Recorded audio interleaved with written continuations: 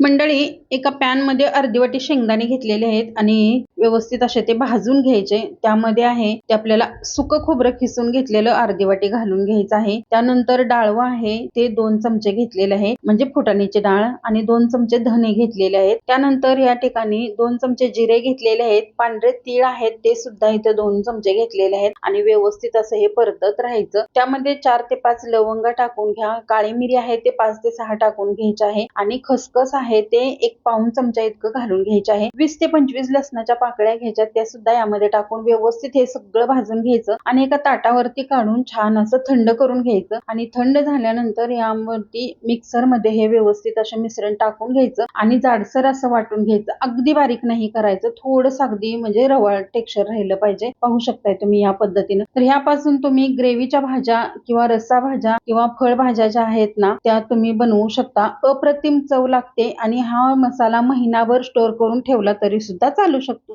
तसेच आपल्याकडे ड्रायफ्रूटचे लाडू, डिंक लाडू, मेथी लाडू, रवा लाडू आणि बेसन लाडू हे 5 ते 6 लाडूचे प्रकार मिळतात। तुम्हाला मागवायचे जर असतील ना तर स्क्रीनवरती नंबर दिलेला आहे, त्यावरती तुम्ही कॉन्टॅक्ट करू शकता। धन्यवाद।